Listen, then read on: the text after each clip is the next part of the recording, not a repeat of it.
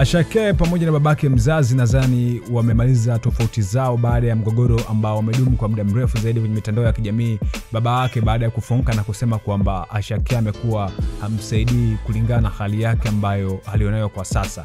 Sasa babake mzazi amenukuliwa pia akisema Ashake ameanza kutimiza majukumu yake kwangu kama mtoto wangu. Ashake ameagiza watu wanitafutie nyumba ya kununua kwa ajili yangu iliyoko karibu na kisiwa. Na kwa saa 24 zilizopita tayari watu wameanza kutafuta nyumba hiyo. Tumemaliza tofauti zetu na hakuna tatizo tena kati yetu. Pia atahakikisha anamtunza mtoto wake Zainati kikamilifu pamoja na kugharamia bili zangu za hospitali. Tatizo pekee nililokuwa nalo na mwanangu Ashake ni kwamba hakuwa akiongea na mimi kwa muda mrefu na hata kujali kuhusu mimi.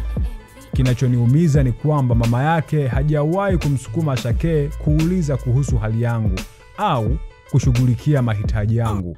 Baba yake Ashake ambaye hivi karibuni aliibuka kwenye mitandao ya kijamii na kulalamika ya kwamba Ashake amekuwa hamhudumii na kumsaidia, alinukuliwa tena na kuzungumza na kuweka wazi ya kwamba mgogoro wake kati yake pamoja na mtoto wake ambaye ni Ashake nadhani kwa sasa umefikia tamati baada ya Ashake kutimiza kila ambacho watu wengi walimuomba kwenye mitandao ya kijamii na kusema kwamba asamee kila ambacho kilipita na huyo ni mzazi wake au bibana. So hicho ndicho ambacho kimeendelea kwenye mitandao ya kijamii. By the way, tunajua ukubwa wa Ashake na albamu yake ambayo iliitwa Mr. Man with the Vibe ilifanya vizuri sana duniani kote mpaka kwenye Billboard Hot 100, miongoni mwa ngoma ambazo zilikuwa zikisikika sana. So matumaini yalikuwa ni makubwa sana pia kwa Ashake kumsaidia hivyo kwa sababu ya uwezo wake alionao. By the way, pia Ashake aliwahi kuzungumza na kusema ya kwamba amemsaidia sana mzee wake asilimia kubwa za fedha, na hivyo akasema kwamba huwezi kumridhisha kila mtu hapa duniani. So